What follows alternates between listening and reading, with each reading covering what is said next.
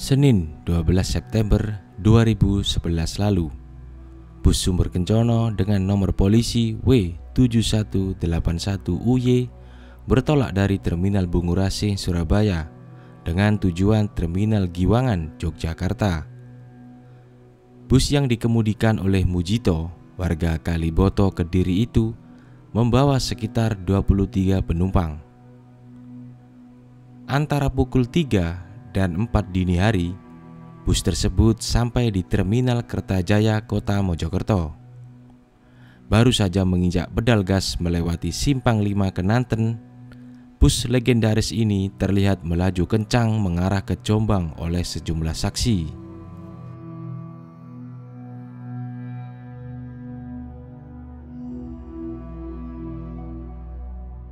Namun siapa sangka, bus berwarna silver dan biru ini terlibat kecelakaan dengan minibus Isuzu Elf dengan nomor polisi AG 7109ML di kilometer 51 bypass Desa Kenanten, Kecamatan Puri, Kabupaten Mojokerto.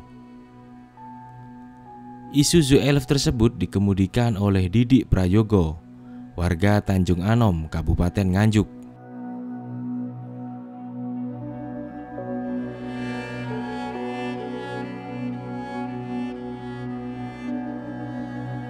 Kerasnya tabrakan adu kepala tersebut mengakibatkan sebanyak 19 orang tewas di lokasi.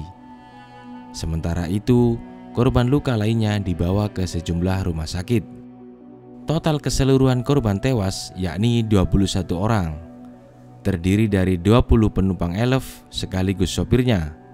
Sementara itu, Mujito, sang supir Sumber Kencono, dinyatakan tewas di lokasi kejadian dengan kondisi tubuh masih berada di kursi kemudi.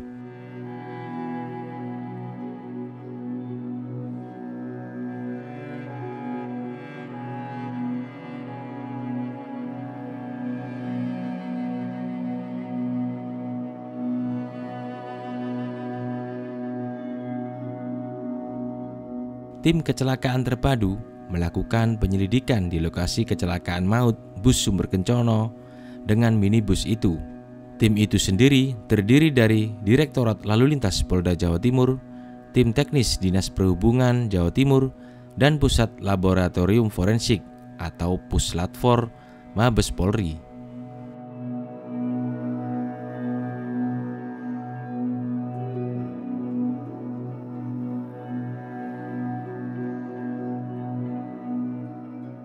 Hasil dari olah TKP tersebut menyimpulkan bahwa kecelakaan tersebut karena kecerobohan sang sopir minibus yang menerobos garis utuh marka jalan di tikungan dan membawa penumpang yang melebihi kapasitas.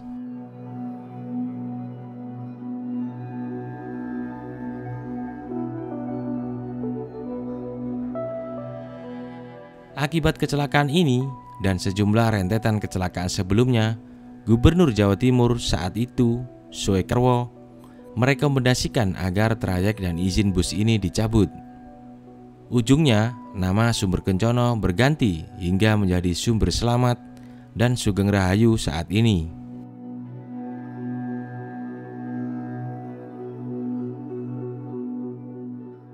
Kini, dengan manajemen dan pengawasan baru, perusahaan otobus atau PU Selamat Sugeng Rahayu terus berbenah. Eli Setiaki Sasongko, sang pemilik perusahaan yang sekaligus merupakan lulusan teknik mesin di Jerman tersebut, tak segan mengeluarkan sopir yang masih ugal-ugalan. Bahkan kini di setiap bus telah terpasang GPS, limit mesin, serta kontak aduan bagi penumpang ke manajemen bila mendapati bus ugal-ugalan dan menarik tarif di atas ketentuan.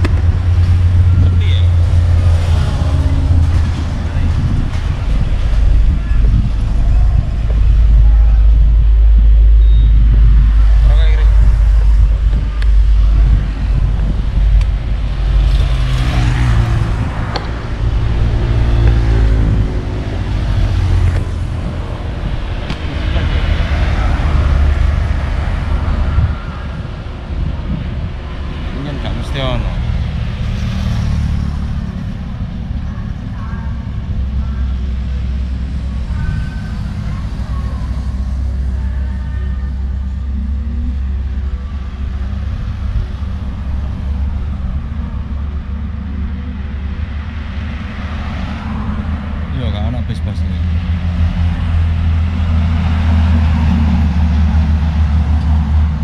Krungu tau ngomong. Krungu mana ya?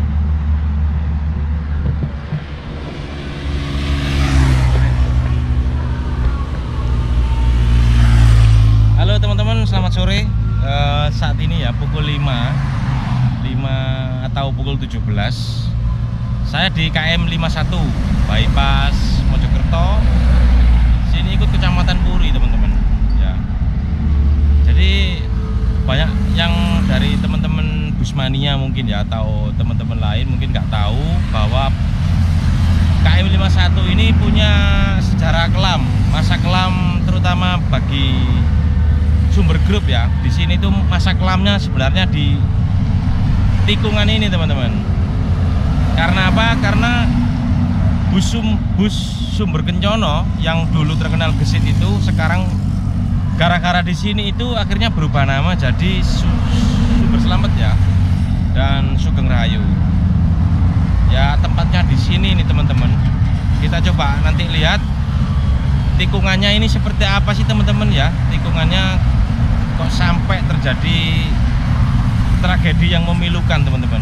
Karena di sini dulu itu Sumber Kencono bertabrakan dengan Isuzu Elf yang korban jiwanya mencapai 20 orang. Awalnya 19 orang di TKP, 20 kritis di rumah sakit meninggal, totalnya ada 20. Satu dari bus Sumber cuma satu orang yang meninggal, yakni sopir, drivernya, asal Kediri kalau nggak salah drivernya. Nanti kita ukrik biar ambil gambar ini kira-kira seperti apa ya. Tuh ada Sumber, teman-teman. Ambil krik.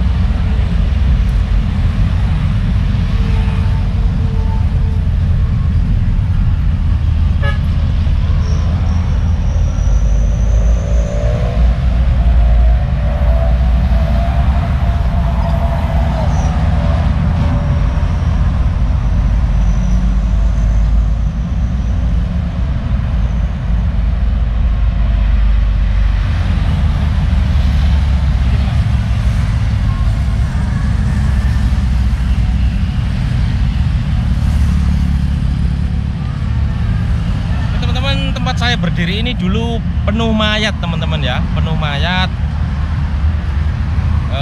dari Isuzu Elf itu ya, Isuzu Elf. Setahu saya, teman-teman, waktu itu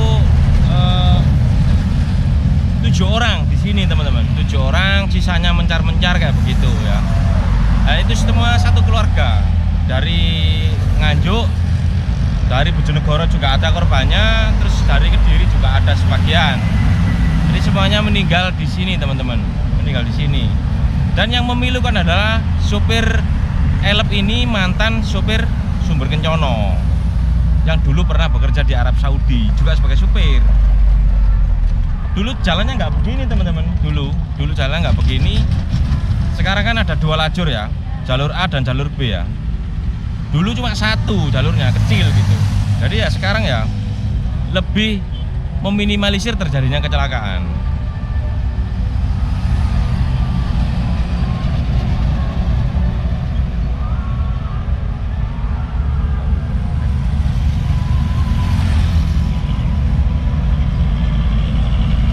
Bakatnya teman-teman, yang dari arah Surabaya itu memang tikungan, teman-teman ya. Tikungan itu letter S, teman-teman, letter S, dan cukup menikung. Dulu penerangannya nggak ada di sini dulu, dan jalannya cuma satu lajur. Jadi ya mungkin sumber Kencono waktu itu dari sana teman-teman, dari sana nyampe di sini ya, tempat saya berdiri ini di depan itu ngantem elef. Tapi dari hasil olah TKP-nya itu yang salah itu elef ya, karena elefnya ini memakan jalur tengah,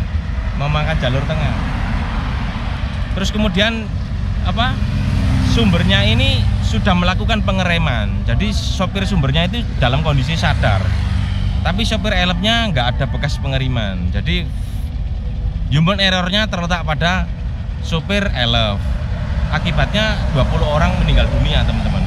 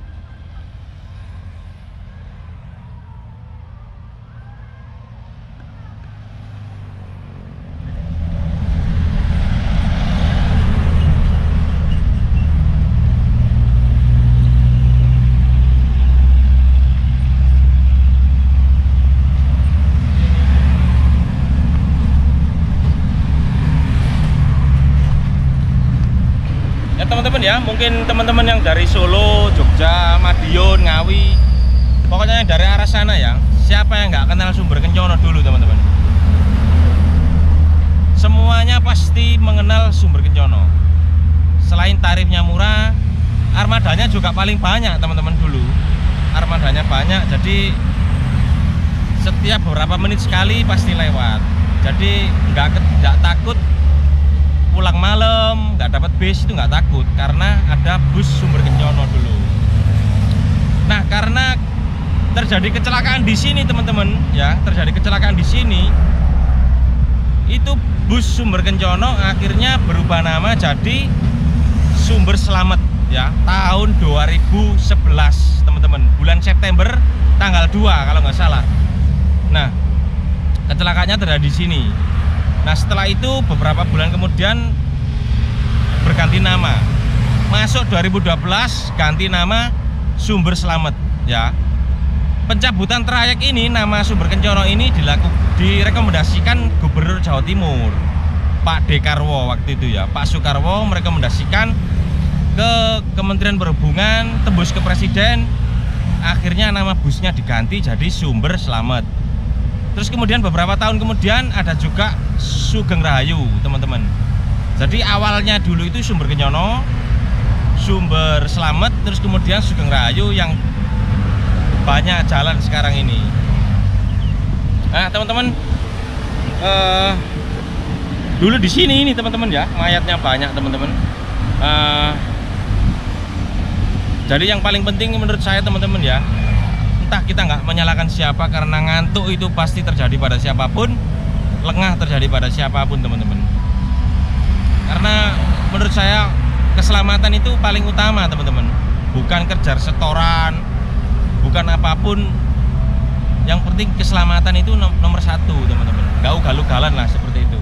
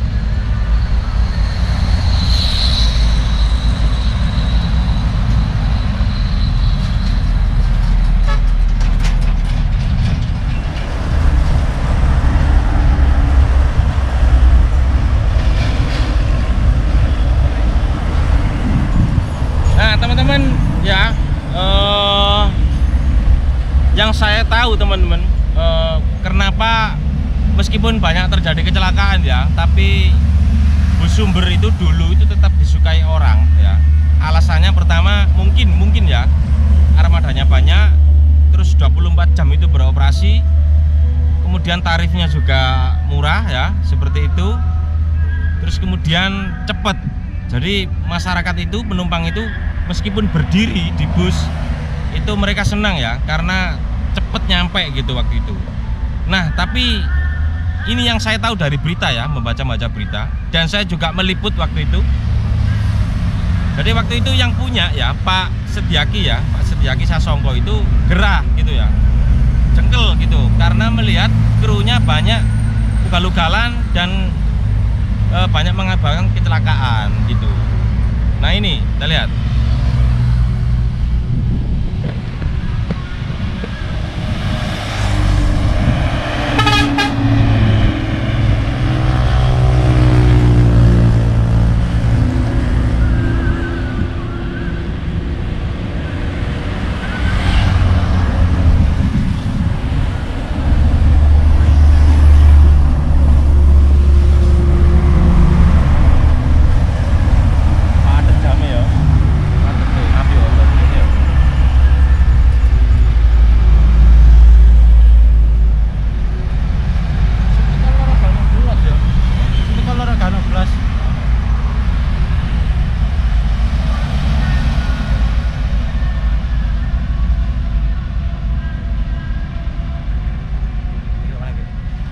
Nah teman-teman, dulu itu setelah terjadi kecelakaan di sini teman-teman ya, dan berganti nama, itu manajemen Sumber Kencono Sugeng Rahayu itu, PT Slamet Sugeng Rahayu, itu membatasi, jadi mengurangi 40% armadanya. Jadi banyak sopir yang dipecat dulu, dipecat atau diberhentikan saya nggak tahu, pokoknya mengurangi 40%. Jadi cuma 60% yang beroperasi di lapangan, seperti itu. Nah setahu saya juga waktu itu ya, gara-gara di Mojokerto ini sumber grup ya itu memberikan kontak pengaduan biasanya ditempel di kaca itu ya, stiker ya. Nah, itu kontak pengaduan, nomor telepon dan juga plat nomor. Kalau plat nomornya memang dari dulu ada ya, tapi kalau kontak pengaduan setahu saya itu gara-gara insiden di sini. Jadi untuk teman-teman ya, saya bukan menghakimi perusahaan ini, bukan, tapi kita belajar dari perusahaan ini gitu ya teman-teman. Jangan ragu-ragu ya teman-teman untuk kalau misalnya sopir ngebut, ugal-ugalan atau apa, itu silakan telepon manajemennya begitu, melaporkan. Karena apa? Karena keselamatan kita ini yang paling utama teman-teman ya. Yang paling utama itu keselamatan gitu. Nah itu saja teman-teman, sekian dari saya. Jangan lupa like, comment, subscribe, dan kita doakan teman-teman ya seluruh korban kecelakaan bus. Nggak cuma di sini ya, dimanapun kita doakan bersama-sama semoga mereka husnul khotimah. Karena apa? Karena mereka bepergian keluar itu berharap bahagia ketemu keluarga, sukses merantau seperti itu, namun mengalami kecelakaan di jalan teman-teman. Oke teman-teman, sekian dari saya. Tetap safety riding di jalan, tetap utamakan keselamatan.